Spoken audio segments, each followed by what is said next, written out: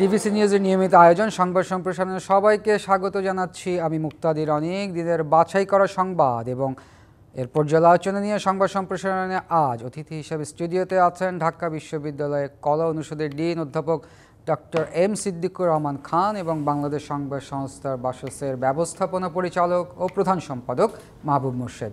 স্বাগত আপনাদের সংবাদ সম্প্রসারণে। ধন্যবাদ আপনাকে। ডক্টর এম সিদ্দিকুর রহমান খান, আলোচনা আপনাকে দিয়ে শুরু করতে চাই। আজকে আপনি জানেন যে ভলকার টুর্ক সদস্য দেশগুলোর সাথে জাতিসংঘের যে জুলাই আগস্ট গণঅভ্যুত্থানে যে হত্যাকাণ্ড হয়েছে সেখানের রিপোর্টটা তুলে ধরেছেন এবং উনি বলেছেন যে বিচার হওয়া দরকার। সেই সাথে আরেকটা কথা বলেছেন যে মৃত্যুদণ্ডের পক্ষে নন। ধন্যবাদ আপনাকে অনেক। এবং আজকে আমার সাথে মাহবুব মোর্শেদ ভাই আছেন, তাকে শুভেচ্ছা, এবং দর্শক যারা দেখছেন। জাতিসংঘ বাংলাদেশে গত জুলাই আগস্ট মাসে যে ছাত্র জনতার রক্তক্ষয়ী অভ্যুত্থান হলো এবং সেই অভ্যুত্থানের মধ্য দিয়ে ফ্যাসিস্ট রেজিমের পতন, নতুন সরকার গঠন, এই যে আমাদের একটা রাজনৈতিক পট পরিবর্তন এবং পট পরিবর্তনের লগ্নে আমাদের এখানে যে গণহত্যা ছাত্র জনতার উপর তৎকালীন ফ্যাসিস্ট সরকারের যে গণহত্যা চালানো হয়েছিল সেটা নিয়ে জাতিসংঘ আনুষ্ঠানিকভাবে তারা একটা তদন্ত করেছিল এবং ইতিপূর্বেই এই তদন্তের প্রতিবেদনের অনেক কিছুই আমরা জেনেছি, পেশ করা হয়েছিল। এবং সেখানেও আমরা জেনেছিলাম যে জাতিসংঘের তদন্তে উঠে এসেছে যে জুলাই আগস্টে যে আমাদের এখানে ঘটনাটি হয়েছে, গণ অভ্যুত্থানের সময় আমাদের যে প্রায় 2000 মানুষকে হত্যা করা হয়েছে, এটাকে পরিকল্পিত গণহত্যা বলা হয়েছে। এবং এই পরিকল্পিত গণহত্যার সাথে ক্ষমতাচ্যুত পলাতক প্রধানমন্ত্রী শেখ হাসিনার একেবারে সুস্পষ্ট সম্পর্ক আছে এবং তার ইঙ্গিতেই, তার নির্দেশেই এই গণহত্যা হয়েছিল, জাতিসংঘের পক্ষ থেকে বলা হয়েছে। সেই জাতিসংঘের যিনি মানবাধিকার কমিশনার আছেন ভলকার তুর্ক, তিনি আজকে সুইজারল্যান্ডের জেনেভাতে সদস্য রাষ্ট্রগুলোর কাছে আমাদের বাংলাদেশের যে জুলাই আগস্টের যে গণ অভ্যুত্থান, সেই গণ অভ্যুত্থান সম্পর্কে জাতিসংঘের যে তদন্ত প্রতিবেদন সেটি তিনি আনুষ্ঠানিকভাবে উপস্থাপন করেছেন। এবং সেই উপস্থাপন অনুষ্ঠানে বাংলাদেশের পক্ষ থেকে আইন উপদেষ্টা আমাদের যিনি ডক্টর আসিফ নজরুল, তিনিও উপস্থিত ছিলেন। এবং সেইখানেও আমরা এর আগে যেমনটা বলেছিলাম, জেনেছিলাম, একই কথার পুনরাবৃত্তি আমরা সেখানে দেখেছি যে তদন্ত প্রতিবেদনের মাধ্যমে বলা হয়েছে যে এই জুলাই আগস্টের যে গণহত্যাটি আমাদের হয়েছে সেটি অত্যন্ত সুপরিকল্পিত ছিল এবং সেখানে প্রধানমন্ত্রীর সংশ্লিষ্টতা আছে। এবং জাতিসংঘ এই গণহত্যার জন্য তৎকালীন যে সরকার এবং এই গণহত্যার সাথে যারা জড়িত আছেন সেই জড়িত ব্যক্তিদের বিচারের কথা এই কমিশনের পক্ষ থেকে বলা হয়েছে এবং এটা বিচার অবশ্যই হতে হবে, এই রকম মন্তব্য সেখানে হয়েছে। তবে আপনি যে কথাটি বলেছিলেন যে জাতিসংঘের তাদের যে মানবাধিকার কমিশনের যে নীতি এবং পশ্চিমা দেশগুলোর মধ্যে তারা মৃত্যুদণ্ডের বিরোধী এবং যে কোনো বিচারের রায় কার্যকরের ক্ষেত্রে তারা মৃত্যুদণ্ডকে তারা নিরুৎসাহিত করেন এবং এর আজকের বক্তব্যের মধ্য দিয়েও সেটা আমরা প্রতিফলন দেখেছি। কিন্তু প্রত্যেকটা স্বাধীন দেশের নিজস্ব ফৌজদারি যে বিচারিক আইন আছে, সেই আইনের মাধ্যমেই সেই দেশে বিচার কার্যক্রম শুরু হয়। যে তিনি 2000 মানুষের বা আমরা কম বেশি, যেটি জাতিসংঘের প্রতিবেদনেও 1400-এর মতো মানুষের কথা বলা হয়েছে, সেখানে এই হত্যাকাণ্ডের যদি উনি নির্দেশদাতা হয়ে থাকেন তাহলে আমাদের যে ফৌজদারি দণ্ডবিধি আছে সেই দণ্ডবিধিতে আমাদের বাংলাদেশের আইনে তার মৃত্যুদণ্ড হতে পারে যদি সেটা প্রমাণিত আদালতের মাধ্যমে হয়। এবং আসিফ নজরুল আমাদের এইখানে যিনি আইন উপদেষ্টা, তিনি আমাদের সহকর্মীও বটে, তিনিও সেখানে বলেছেন যে সরকার এই বিচার কার্যক্রমটি পরিচালনা করতে বদ্ধপরিকর এবং এই লক্ষ্যে সরকার ইতিমধ্যেই যে পদক্ষেপগুলো নিয়েছে সেগুলোর ব্যাপারেও তিনি সংশ্লিষ্ট প্রতিনিধি, দেশের প্রতিনিধিদের দৃষ্টি আকর্ষণ করেছেন। এখন আমরা এটা সকলেই বলেছি, রাজনৈতিক দলগুলোর পক্ষ থেকে বলা হয়েছে, সরকারের পক্ষ থেকে বলা হয়েছে যে এই যে জুলাই মাসে ছাত্র জনতার গণ অভ্যুত্থান সেটা দমন করতে গিয়ে সরকার যে ব্যবস্থাগুলো নিয়েছিল সে এবং প্রধানমন্ত্রী তিনি যেটা নিয়েছিলেন এটার সাথে তার একটা সংশ্লিষ্ট গণহত্যার এই জাতিসংঘের এর আগে যে রিপোর্টের যে প্রকাশ করা হয়েছিল এবং আজকে যেটি বলা হয়েছে এর মধ্য দিয়ে এখন এটা তিনি কিন্তু আন্তর্জাতিকভাবেও শেখ হাসিনা এখন এই গণহত্যার জন্য একেবারেই দায়ী হিসাবে তিনি প্রমাণিত হয়েছেন। এখন বিচার কার্য পরিচালনা করতে হলে বিচারিক আদালতে আরও কিছু সাক্ষ্য প্রমাণ আরও কিছু করতে হয়। আমরা আশা করি যে আন্তর্জাতিক অপরাধ ট্রাইব্যুনালে যে বিচার কার্যক্রম পরিচালিত হচ্ছে সেই বিচার কার্যক্রমের মাধ্যমে শেখ হাসিনা এবং তার সাথে যারা এই সহযোগী হিসাবে এই দেশের মানে গণ অভ্যুত্থানের সাথে সংশ্লিষ্ট বিপুল সংখ্যক মানুষের হত্যাকাণ্ডের সাথে যারা জড়িত আছেন তাদের বিরুদ্ধে মানে একটা সুষ্ঠু বিচার মানে হবে এবং সেই বিচার মানে দেশবাসীর প্রত্যাশা অনুযায়ী হবে এবং আইনের কাঠামোর মধ্য দিয়েই সেই বিচার কার্যক্রমটি হবে। সেটা ডক্টর এম সিদ্দিকুর রহমান, আপনার কাছে আরেকটু জানতে চাই, আজকে অন্তর্বর্তী সরকারের প্রধান উপদেষ্টা ডক্টর মোহাম্মদ ইউনূস স্কাই নিউজে একটা ইন্টারভিউতে উনি বলেছেন যে শেখ হাসিনাকে কাঠগড়ায় দাঁড়াতেই হবে, এটা সে উপস্থিত থাকুক বা না থাকুক তার বিচার চলবে। কিন্তু আমরা 5ই আগস্টের পরে আমরা দেখতে পেলাম বিভিন্ন মামলায় যারা সাজাপ্রাপ্ত ছিলেন বা দেশের বাইরে ছিলেন কিন্তু সাজা হয়ে গেছে, তারা একের পর এক এই মামলাগুলো থেকে খালাস পেতে আমরা দেখলাম। এই ক্ষেত্রেও কি যদি সরকার পরিবর্তন হয় কোনো একটা সময়, এই ক্ষেত্রেও কি আমরা একই জিনিস দেখতে পাবো কি না? আমার মনে হয় না, কারণ আপনি এটা আমরা জানি গত 15 বছরে এই দেশে মানে বিচারাঙ্গনকে কিভাবে কলুষিত করে বিচার কার্যক্রমকে কিভাবে প্রভাবিত করে ভিন্নমত দলনের একটা হাতিয়ার হিসাবে বিচার রঙ্গনকে এটা ব্যবহার করা হয়েছে। এবং আমাদের আজকে যিনি ক্ষমতা বর্তমান প্রধান উপদেষ্টা আছেন তার থেকে শুরু করে আমাদের বিচার সংশ্লিষ্ট অনেকের কাছেই আমরা তাদের বক্তব্যের মধ্যে দিয়েও ইতিমধ্যে জেনেছি যে সরকার তার অনেক মানে কি বলবো যে অনৈতিক কাজে বিচার আঙ্গনকে ব্যবহার করেছেন এবং বিচার বা বিচারালয়কে ব্যবহার করে বিচার ব্যবস্থাকে ব্যবহার করে সেটাকে বৈধতা দেওয়ার চেষ্টা করেছেন।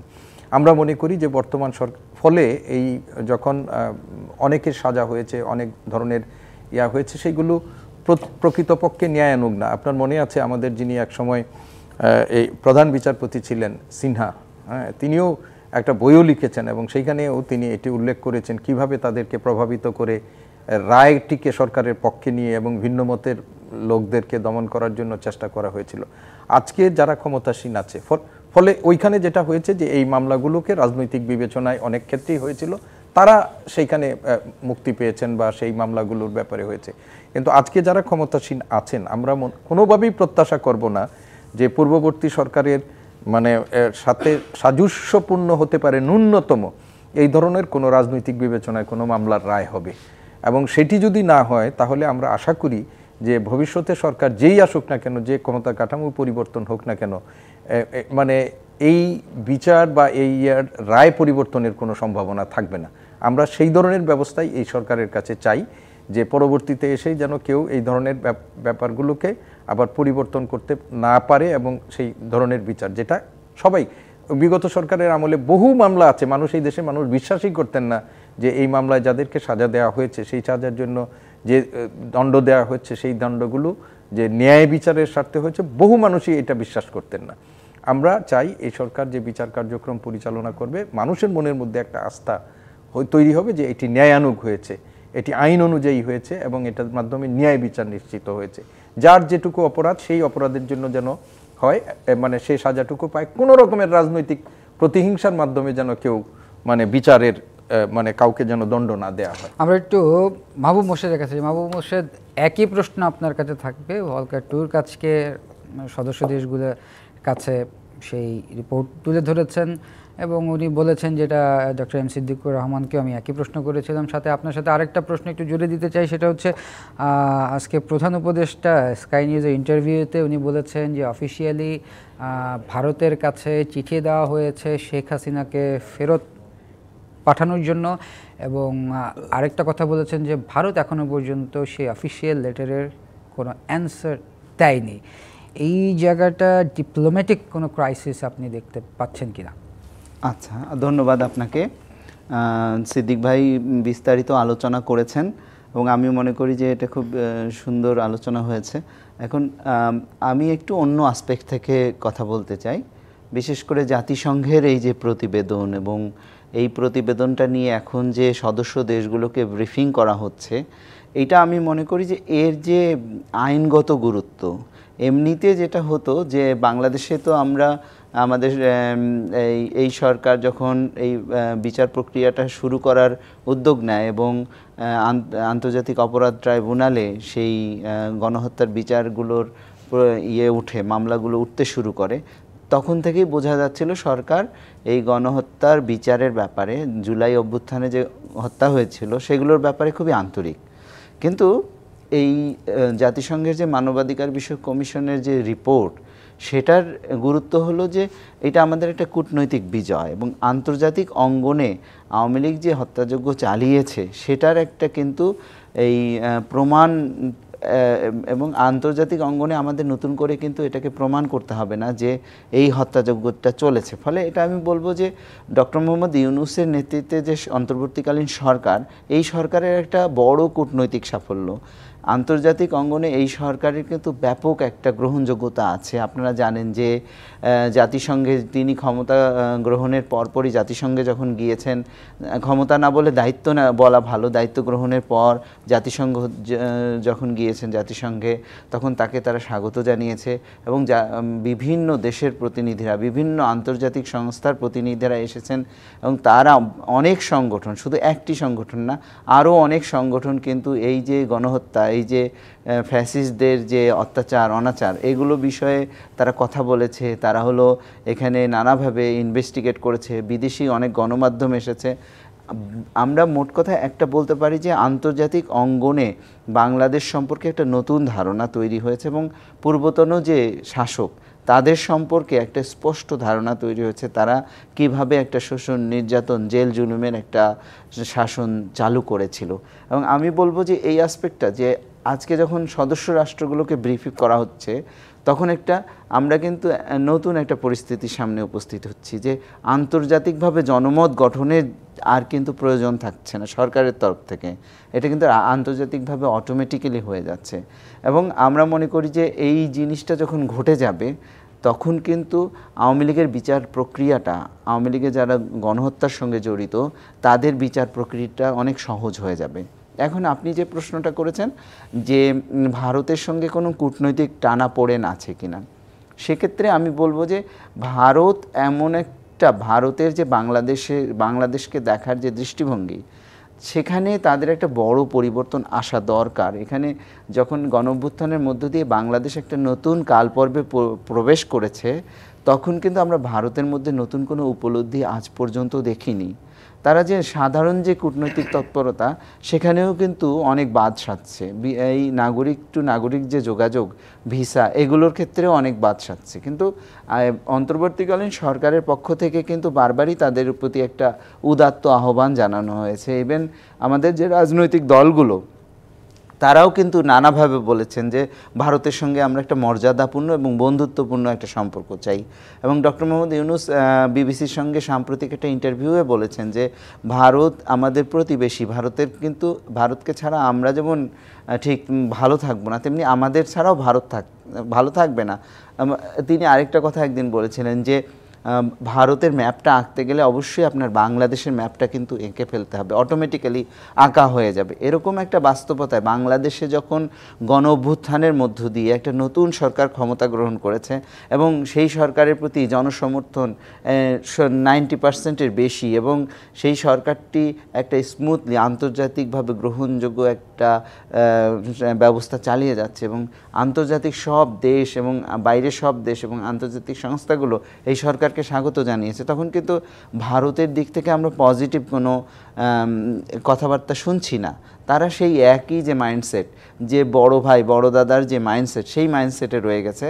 তাদের ওই মাইন্ডসেটের মধ্যে একটা তাবেদার গোষ্ঠী এখানে ক্ষমতায় থাকবে, আওয়ামী লীগের মতো যদি হয় আরও ভালো, যারা শুধু দিয়েই যাবে দেশের স্বার্থ বিকিয়ে, এবং তারা ভারতের কাছ থেকে কিছুই চাইবে না এবং পাবে না, এরকম একটা ব্যবস্থার মধ্যে ভারত কিন্তু অব্যাহতভাবে থাকতে চায়। এখনও তারা কিন্তু সেটাই প্রত্যাশা করছে। এখন তাদের এই জায়গাটা থেকে বের না হলে সেখানে কিন্তু এই যে কূটনৈতিক যেটাকে আমরা অ্যাপারেন্টলি বলছি যে স্থবিরতা বা একটা অকার্যকর একটা ব্যবস্থা, সেইটা কিন্তু সেটা সম্পূর্ণ দায়টা ভারতের। কারণ ভারতকে এগিয়ে আসতে হবে, নতুন বাংলাদেশের সঙ্গে তার সম্পর্কটা নির্মাণ করতে হবে, হাতটা বাড়িয়ে দিতে হবে। যেহেতু তাদের দিক থেকে বিষয়টা হলো যে আগের যে ফ্যাসিস্ট শাসন ব্যবস্থা, তার সঙ্গে তারা সম্পর্কিত ছিল এবং তাকে সাপোর্ট দিয়েছিল, ফলে তাদের দিক থেকেই অগ্রসর হয়ে আসতে হবে যে হ্যাঁ, তা এই যে নতুন ব্যবস্থা বাংলাদেশের, নতুন যে সরকার এবং নতুন ছাত্রদের নেতৃত্বে, তরুণদের নেতৃত্বে, ছাত্র জনতার যে নতুন একটা উত্থান ঘটেছে বাংলাদেশে, এই বাংলাদেশের সঙ্গে তাদেরকে কিন্তু অভিযোজিত হতে হবে। ধন্যবাদ মাহবুব মোর্শেদ। আমরা বিরতিতে যাব। বিরতি যাওয়ার আগে আপনার কাছে একটা প্রশ্ন রেখে দিতে চাই, সেটা হচ্ছে জাতিসংঘের যে তদন্ত প্রতিবেদন, এটা অবশ্যই একটা কূটনৈতিক সাফল্য আমাদের এই অন্তর্বর্তী সরকারের, কিন্তু শেখ হাসিনাকেও ফেরত আনার জন্য এই ধরনের একটি কূটনৈতিক সাফল্য আমরা দেখতে চাই। তার কারণ হচ্ছে যেই মানুষটার নির্দেশে বলি এত কিছু হয়ে গেছে, তাকে ফেরত আনার বিষয়ে সরকার আসলে কতটুকু ইনিশিয়েটিভ নিতে পারবে, আমরা এই আলোচনাটা করব বিরতি থেকে ফিরে এসে। প্রিয় দর্শক, সংবাদ সম্প্রসারণের একটি বিরতির সময় হয়েছে, সঙ্গেই থাকুন। বিরতির পর আবারও স্বাগত সংবাদ সম্প্রসারণে। আমাদের সাথে স্টুডিওতে আছেন ঢাকা বিশ্ববিদ্যালয়ের কলা অনুষদের ডিন অধ্যাপক ডক্টর এম সিদ্দিকুর রহমান খান এবং বাংলাদেশ সংবাদ সংস্থা বাসসের ব্যবস্থাপনা পরিচালক ও প্রধান সম্পাদক মাহবুব মোর্শেদ। স্বাগত আপনাদের আবারও সংবাদ সম্প্রসারণে। মাহবুব মোর্শেদ, বিরতিতে যাওয়ার আগে আপনার কাছে আমি একটা প্রশ্ন রেখে গিয়েছিলাম, প্রশ্নটা আর করতে চাই না। জি, আপনি যেটা বলেছেন যে এটা কূটনৈতিক সাফল্যের, কূটনৈতিকভাবে সফল হতে হবে শেখ হাসিনাকে ফেরত আনার ব্যাপারে। এটা হলো কি যে বাংলাদেশের পক্ষ থেকে তো অফিসিয়ালি ভারতকে চিঠি দেওয়া হয়েছে এবং ভারত এখনও রেসপন্স করেনি কোনো। এখন সমস্যাটা হলো যে ভারত যে রেসপন্স করছে না, তারা তো আলাদা একটা রাষ্ট্র। আমাদের যে সরকার, তারা এখানে কি করতে পারে? ভারতের সঙ্গে আমাদের বন্দি বিনিময় চুক্তি আছে এবং আইনগতভাবে আমরা কিন্তু শেখ হাসিনাকে ফেরত পেতে পারি, কিন্তু ভারত যদি সেই আইনটা না মানে, সেক্ষেত্রে আমাদের সরকারের কি করার আছে? এটা একটা প্রশ্ন। এখন আমি আগেরবার যেটা বললাম সেই একই কথা আবারও বলতে চাই যে বাংলাদেশ, নতুন বাংলাদেশের সঙ্গে ভারতকে যদি চলতে হয় এবং তাকে চলতে হবে, বাংলাদেশ যেমন ভারতকে ছাড়া চলতে পারবে না, কারণ আমরা পরস্পরের উপরে নির্ভরশীল, যেটা ডক্টর ইউনূস বলেছেন, এবং ভারতও আমাদের উপর নির্ভরশীল, আমরাও তাদের উপর নির্ভরশীল, এবং আত্মীয়তা সূত্রে নানাভাবে আমাদের লোকজন সেখানে যায়, সেখানকার লোকজন এখানে আসে। পশ্চিমবঙ্গের সাথে তো আমাদের ভাষাগত একটা সম্পর্কও আছে। ফলে এই বাস্তবতাটাকে কিন্তু আমরা যেমন এটাকে আমাদের যেমন বুঝতে হবে, ভারতেরও বুঝতে হবে। এখন আবারও বলি যে নতুন যে বাংলাদেশ, 5 আগস্টের পরে নতুন যে বাংলাদেশ তৈরি হয়েছে, এই বাংলাদেশের সঙ্গে ভারতকে চলতে হবে। তারা 5 আগস্টের আগের যে বাংলাদেশ, সেই বাংলাদেশের সাথে চলতে চাইলে হবে না। সেই বাংলাদেশ কিন্তু অতীত হয়ে গেছে, এটাকে আর ভারত কিন্তু এই ভূখণ্ডের মধ্যে খুঁজে পাবে না। তারা যে শেখ হাসিনাকে যেভাবে সমর্থন দিয়েছিল, তা পরপর 3টি নির্বাচনের পর, 3টি প্রহসনী নির্বাচনের পরেও তারা শেখ হাসিনাকে টিকে থাকতে সহায়তা করেছিল এবং তাদের প্রতি কিন্তু জনরোষ ছিল। আপনারা জানেন এই গণঅভ্যুত্থানের সময় ভারতের বিরুদ্ধে স্লোগান উঠেছিল, কিন্তু তারপরেও বাংলাদেশের জনগণ কিন্তু মনে করে যে সেটা একটা ভিন্ন একটা দেশ এবং সেই দেশ আমাদের এই যে ফ্যাসিস্ট শাসককে, অত্যাচারী শাসককে নানাভাবে সমর্থন দিয়ে এসেছে, কিন্তু এটা একটা ভিন্ন দেশ। সেই ভিন্ন দেশের সঙ্গে এত কিছুর পরেও আমরা একটা মর্যাদাপূর্ণ সহ অবস্থানমূলক একটা সম্পর্ক রাখতে চাই। সেই সম্পর্কটা রাখার ক্ষেত্রে আমি বলবো যে ভারতের এই শেখ হাসিনার বিচার, যারা গণহত্যাকারী, যারা হলো 1400 ছাত্র জনতাকে হত্যা করেছে এবং অসংখ্য মানুষকে আহত করেছে, তাদের বিচার প্রক্রিয়ায় তাদেরকে সহযোগিতা করা দরকার এবং শেখ হাসিনাকে ফিরিয়ে দেওয়া দরকার। এই ক্ষেত্রে ভারতকেই ওই জায়গাটা থেকে বের হয়ে আসতে হবে, কারণ বাংলাদেশের সরকার, অন্তর্বর্তীকালীন সরকার, তার আন্তরিকতার ক্ষেত্রে কিন্তু কোনো কমতি রাখছে না। তারা বিচার প্রক্রিয়াটা চালাচ্ছে আন্তর্জাতিক অঙ্গনে, যেমন জাতিসংঘ যে আন্তরিকতা সহকারে যত দ্রুত এই তদন্ত প্রক্রিয়াটা সম্পন্ন করেছে, সেটাও কিন্তু খুব একটা লক্ষণীয় বিষয়। এবং আজকে ডক্টর আসিফ নজরুল যে ঘোষণা দিয়েছেন, বাংলাদেশও নিরপেক্ষ তদন্তের ব্যবস্থা করবে এবং এখানে আদালত, আমাদের যে আন্তর্জাতিক অপরাধ আদালত, তারা কিন্তু এই বিচার প্রক্রিয়াটা চালাচ্ছে। তাদের সেই বিচার প্রক্রিয়ার মধ্যেও নানা রকম তদন্ত হচ্ছে। এখন এই বিষয়ে আমরা বলবো যে এখানে আন্তরিকতার কিন্তু কোনো ঘাটতি সরকারের দিক থেকে নেই। এখন এই ক্ষেত্রে ভারতকে এগিয়ে আসতে হবে, কারণ তারা যদি এই ফ্যাসিস্ট, এই খুনি শেখ হাসিনাকে সেখানে রেখে দিতে চায় এবং তার যে হত্যাকাণ্ড, তার যে অত্যাচার অনাচার এবং তার যে 15 বছরের যে ফ্যাসিস্ট শাসনের দায় তারা যদি নিতে চায়, সেটা হবে তাদের জন্য খুবই ভুল সিদ্ধান্ত।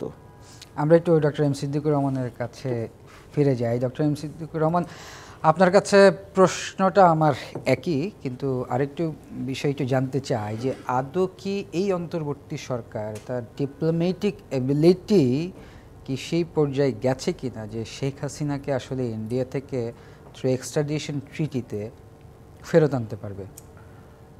আবারও আপনাকে ধন্যবাদ। আসলে বাংলাদেশের সরকারের সামর্থ্য, কূটনৈতিক সামর্থ্য ইতিমধ্যে কিন্তু বাংলাদেশ সরকার প্রমাণ দিয়েছে, বিশেষ করে ভারতের সাথে সম্পর্কের ক্ষেত্রে। আমরা গত ১.৫ দশকে ভারতের সাথে বাংলাদেশের যে সম্পর্ক, সেই সম্পর্কটাকে নানা মাত্রায় তৎকালীন যারা ক্ষমতাসীন ছিল সেই সরকারের গুরুত্বপূর্ণ ব্যক্তিদের কাছে স্বামী স্ত্রীর সম্পর্ক থেকে শুরু করে নানা মাত্রায় আমরা সেই সম্পর্কের কথা শুনেছি। এবং ভারতকে আমরা শুধু ভারতের কাছ থেকে ওই যে প্রহসনের নির্বাচনে সমর্থন নেয় নাই, বিনিময়ে ভারতকে যা দিয়েছে সেটা ভারত সারা জীবন কৃতজ্ঞ থাকবে, ক্ষমতাসীন মানে ক্ষমতাচ্যুত প্রধানমন্ত্রীর কাছ থেকেও সেটা শুনেছি আমরা। কিন্তু এই প্রথমবারের মতো আমরা দেখেছি যে আমাদের সরকারের পক্ষ থেকে এই গত ১.৫ দশকের পর অন্তর্বর্তীকালীন সরকার ভারতের সকল ষড়যন্ত্র উপেক্ষা করে, রক্তচক্ষুকে উপেক্ষা করে এই কথা তাদের চোখে চোখ রেখে বলছে যে আমরা ভারতের সাথে সম্পর্ক চাই, কিন্তু এটা ন্যায্যতার ভিত্তিতে, সমমর্যাদার ভিত্তিতে, মানে দাদাগিরি সুলভ আধিপত্যবাদী মনোভাবের ভিত্তিতে এটা নয়। এটা কিন্তু অনেক শক্ত অবস্থানে বাংলাদেশ নিয়েছে। এবং ভারতের এযাবৎ বাংলাদেশের বিরুদ্ধে যতগুলো মানে শেখ হাসিনা সরকারের পতন এবং সেই পতনের ঘটনা, গণ অভ্যুত্থানকে কেন্দ্র করে বাংলাদেশের বিরুদ্ধে যতগুলো ব্যবস্থা তারা নিতে চেষ্টা করেছে, প্রত্যেকটার জবাব কিন্তু বাংলাদেশ একেবারে শিরদাঁড়া সোজা করে দিয়েছে। সেটা এক জিনিস। আরেকটা হলো যে শেখ হাসিনার প্রত্যার্পণের বিষয় যেটি, সেটা এখন আপনি দেখেন, একটু আগে মাহবুব মোর্শেদ ভাই বলেছেন যে আমাদের সাথে, আপনিও বলেছেন যে বন্দি বিনিময় চুক্তি আমাদের আছে, কিন্তু সেই বন্দি বিনিময় চুক্তিতে একটা ক্লজও কিন্তু আছে। সেটা হচ্ছে যদি তারা কোনো মনে করে যে বন্দি সেটা বাংলাদেশের মানে শত্রু অন্য রাষ্ট্রের কাছে যদি ফেরত যায় এবং সেইখানে যদি তিনি রাজনৈতিক প্রতিহিংসার শিকার হতে পারেন বা তিনি ন্যায্য বিচার থেকে বঞ্চিত হতে পারেন, সেই ক্ষেত্রে তারা এই বন্দিকে প্রত্যার্পণের ব্যাপারে দুই দেশেই কিন্তু আমরা মানে আমাদের একটা সুযোগ আছে যে প্রত্যার্পণ না করার। ভারত এটাকে অপব্যবহার করবে, এইটাকে আমরা নিশ্চিত যে এটা অপব্যবহার করবে, তাদের দীর্ঘদিনের মিত্রকে বাংলাদেশের হাতে তুলে দিবে সহজে, এটা আমি মনে করি না। এবং আপনি দেখেন আজকে প্রধান উপদেষ্টার যে বক্তব্য, সেই বক্তব্যের মধ্যে তিনি বলেছেন যে সেটা হোক শারীরিকভাবেই হোক অথবা তার অনুপস্থিতি, তাকে বিচারের মুখোমুখি হতেই হবে এবং তার বিচার করাই হবে। তার অনুপস্থিতিতেও বিচার হতে পারে এবং এই বিচারের দায় নিয়ে তিনি, রায়ের দায় নিয়ে বা দণ্ড নিয়ে তিনি সারা জীবন ভারতের মাটিতেই থাকতে পারেন বা যেখানে থাকতে পারেন, কিন্তু তাকে এই বিচারের মুখোমুখি হতে হবে। এখন ভারত, একটু আগে উনি যেটা বলেছেন যে ভারত, আমরা প্রত্যাশা করেছিলাম যে 5 আগস্টের পরিবর্তিত বাস্তবতায় বাংলাদেশের সাথে সম্পর্ক মানে নির্ণয়ের ক্ষেত্রে বা সম্পর্কটা অব্যাহত রাখার ক্ষেত্রে ভারতের দৃষ্টিভঙ্গির পরিবর্তন হবে। কেননা ভারত বাংলাদেশে কখনো যে সম্পর্কটা হয়নি সেটা হলো যে দুই দেশের মধ্যে সম্পর্ক কূটনৈতিক দ্বিপাক্ষিক সম্পর্কের চেয়ে ব্যক্তি, দল, সেই সম্পর্কের উপর জোর দিয়েছে। এখন একটা দল যারা গণ অভ্যুত্থানের মধ্য দিয়ে ক্ষমতাচ্যুত হয়েছেন, তারা মানে জনগণ দ্বারা বিতাড়িত হয়েছে প্রধানমন্ত্রী, তারপরেও তার প্রতি তাদের যে মানে আমরা বলবো যে অনুরাগ, তার প্রতি যে তাদের সমর্থন, সেটি ভারতকে আবারও বাংলাদেশের মানুষের কাছে এটি প্রমাণিত হয়েছে যে ভারত আসলে আমাদের বাংলাদেশের সাথে বন্ধুত্বের সম্পর্ক বজায় রাখতে চায় না। এখন এই বজায় রাখতে চায় না, সেটা তো অন্য দেশের সহযোগিতায় খুব কিছু করা যাবে না। আপনি ভারত দেখেন, আন্তর্জাতিক পর্যায়ে ভারত কিন্তু এখন খুব স্বস্তিদায়ক অবস্থার মধ্যে নেই। আপনি আজকে একটা খবর বেরিয়েছে যে ডোনাল্ড ট্রাম্প ভারতের ব্যাপারে প্রতিশোধমূলক শুল্ক ব্যবস্থা আরোপ করতে যাচ্ছে। সেইখানে অনেক ভারতীয়দেরকে দেশে যেভাবে ভারতকে পাঠিয়েছে, ভারতীয়দের মানে হাতকড়া দিয়ে তাদেরকে নানাভাবে অপমানজনকভাবে, তো সেইটা ভারত মানে এই ডোনাল্ড ট্রাম্পের নির্বাচনের পর, বিজয়ী হওয়ার পর বাংলাদেশের অনেক মানুষের মধ্যেও কিন্তু আমরা একটা আস্ফালন দেখেছিলাম যে অনেক কিছু হয়ে যাবে এবং সেটা ভারত নিশ্চিত করবে, এবং একটা অপব্যাখ্যাও হয়েছিল মোদির সাথে। তো ভারত তো এখন নিজেই অনেক চাপে আছে, কোনো দক্ষিণ এশিয়ার একটা দেশের সাথে। আমি শেষ কথাটা এটা বলতে চাই যে বাংলাদেশ কূটনৈতিকভাবে কতটা সফল হবে জানি না, কিন্তু বাংলাদেশ শিরদাঁড়া করেই সোজা রেখেই ভারতের সাথে এই ইস্যুতেও বার্গেনিং করবে। বাংলাদেশ শিরদাঁড়া উঁচু করেই এগিয়ে যাবে। প্রিয় দর্শক, সংবাদ সম্প্রসারণের একটি বিরতির সময় হয়েছে, সঙ্গেই থাকুন। বিরতির পর আবারও স্বাগত সংবাদ সম্প্রসারণে। স্টুডিওতে আছেন ডক্টর এম সিদ্দিকুর রহমান খান এবং মাহবুব মোর্শেদ। স্বাগত আপনাদের আবারও সংবাদ সম্প্রসারণে। মাহবুব মোর্শেদ, আপনার কাছে যাই, সেটা হচ্ছে কালকে জাতীয় নাগরিক পার্টির নেতা সার্জিস আলম একটি কথা বলেছেন যে শেখ হাসিনার বিচার না হওয়ার আগ পর্যন্ত কোনো নির্বাচন হবে না। তারই প্রতিক্রিয়ায় আজকে বিএনপি থেকে বলা হয়েছে জাতীয় নির্বাচনের সাথে নানা প্রস্তাব জুড়ে দেওয়া ফ্যাসিস্টের মতো চরিত্রের মতোই নির্বাচনের সাথে বিচার কার্যের আয়োজনের কোনো আচ্ছা, এখানে হলো যে সম্পর্ক নেই। কথাটা আপনি একটা নিউজ দেখছিলেন যে আন্তর্জাতিক অপরাধ ট্রাইব্যুনালের চিফ প্রসিকিউটর তিনি বলছেন যে রাজনৈতিক নানান বক্তব্য দিয়ে বিচার প্রক্রিয়াকে যেন প্রভাবিত করা না হয়, এরকম একটা তাড়াহুড়া করতে চায় না, হ্যাঁ, বিতর্কিত করতেছেন এবং তাড়াহুড়া না কিন্তু করা। আমার একটা এখানে প্রশ্ন কিন্তু আপনি মনে করে দিয়েছেন মাহবুব মোর্শেদ, এই জন্য আপনাকে ধন্যবাদ। আমি একটু বলতে চাই, আমাদের কাছে এখন যে ইউএনএর যে তদন্ত প্রতিবেদন যেটা আছে সেটা তো একটা বড় ধরনের এভিডেন্স। তো এই এভিডেন্সের আলো ধরে আমরা তো বিচার কাজটা একটু ত্বরান্বিত করতে পারি। আসলে কি বিচার প্রক্রিয়ার একটা নিজস্ব ধরন আছে। সেই ধরনটা হলো যে এইটাকে কিন্তু আপনি একটা বিশ্বাসযোগ্য একটা তদন্ত প্রক্রিয়া এবং বিচারিক প্রক্রিয়া, যুক্তিতর্ক উপস্থাপন এবং পক্ষ বিপক্ষ, বাদী বিবাদী উভয় পক্ষকে সময় দেওয়া, এই ব্যাপারগুলো কিন্তু সম্পূর্ণভাবে পালিত হতে হবে, অনুসৃত হতে হবে। এখন আমরা যদি এই বিচার প্রক্রিয়াকে রাজনৈতিক একটা অন্যান্য কিছুর সঙ্গে জড়িয়ে ফেলি তাহলে কিন্তু ভুল হবে, আসলে এটা ভুল হবে। কারণ শেখ হাসিনার যে বিচার প্রক্রিয়া, শুধু শেখ হাসিনা নন, এই যে গণহত্যার সঙ্গে যারা জড়িত, যারা এই জুলাই গণঅভ্যুত্থানের সময় নানানভাবে অত্যাচার নিপীড়ন চালিয়েছে, শুধু এই সময় না, যারা এর আগে গুম, খুন, জেল জুলুম এগুলো অন্যায়ভাবে এগুলোর সঙ্গে জড়িত ছিল, তাদের প্রত্যেকেরই বিচার হতে হবে। এখন এটা কিন্তু দীর্ঘ প্রক্রিয়া। এখন এই যে রাজনীতির যে মানে কথার মারপ্যাচ শুরু হয়েছে, এটা কিন্তু অনাকাঙ্ক্ষিত। এখন আমরা যদি বিএনপির পক্ষ থেকে শুনি যে তারা ক্ষমতায় এলে শেখ হাসিনা এবং জুলাই গণহত্যার সঙ্গে জড়িত যারা, তাদের বিচার প্রক্রিয়াটা অব্যাহত রাখবে এবং এটাকে সুষ্ঠুভাবে সম্পন্ন করবে, সেই প্রতিশ্রুতি শক্তভাবে এলেই কিন্তু আর ছাত্ররা এই যুক্তিটা জুড়ে দিতে পারবে না। আমরা কি চাই? আমরা বিচারটা চাই এবং এই বিষয়ে দেশের সমস্ত মানুষ একমত এবং সরকার খুবই আন্তরিক, অন্তর্বর্তী সরকার এই কাজগুলো করে যাচ্ছে। এখন জিনিসটা হলো কি, জাতিসংঘের যে প্রতিবেদন, সেই প্রতিবেদন তো একটা ইন্ডিপেন্ডেন্ট বডির প্রতিবেদন। এখন বাংলাদেশের যে বিচার প্রক্রিয়া, সেখানে কিন্তু ওই প্রতিবেদনের আলোকে ওটাকে একটা প্রামাণ্য ধরে কিন্তু আপনি এই বিচার প্রক্রিয়াটা সম্পন্ন করতে পারবেন না। ফলে আমরা চাই কি, যে সবাই একমত হোক, যে ছাত্ররা এবং অন্যান্য রাজনৈতিক দল সবাই একমত হোক যে তারা নির্বাচনের পরেও এই প্রক্রিয়াটাকে অব্যাহত রাখবে। ডক্টর এম সিদ্দিকুর রহমান, যেমনটা বিএনপি থেকে আজকে বলা হচ্ছিল শেখ হাসিনার বিচারের সাথে ভোটের আয়োজনের সম্পর্ক নেই, এবং মাহবুব মোর্শেদ আরেকটা কথা বলছেন, বিএনপি থেকে ওই শক্তভাবে প্রতিশ্রুতিটা না পাওয়ার কারণেই ছাত্ররা এই কথা বলতে বাধ্য হলেন। দেখেন, শেখ হাসিনার বিচার বা আওয়ামী লীগের যারা এই মানবতা বিরোধী অপরাধ বা এই গণহত্যার সাথে যুক্ত, শুধুমাত্র জুলাই গণ অভ্যুত্থান না, অভ্যুত্থান পূর্ববর্তী মোর্শেদ ভাই একটু আগে বলেছেন, গত 15 বছর ধরে তারা বাংলাদেশে যে খুন, গুম, তারপরে আপনার আয়নাঘর, নানা ধরনের যে নিপীড়ন, বিচার বহির্ভূত হত্যাকাণ্ডের যে করেছিল, সবগুলোরই বিচার হইতে হবে। বিচার হওয়ার না হওয়ার কোনো কারণ নেই এবং এইটা আমার মনে হয় না কোনো রাজনৈতিক দল মনে করছে যে এইটার বিচার হওয়ার প্রয়োজন নেই, বিচার হতে হবে। এখন আমরা তো অনেক কথাই শুনেছি, এই অন্তর্বর্তীকালীন সরকার 7 মাস ধরে তারা দায়িত্ব পালন করছেন এবং একটা খুব চ্যালেঞ্জিং পরিস্থিতির মধ্য দিয়ে তারা দায়িত্ব পালন করছেন।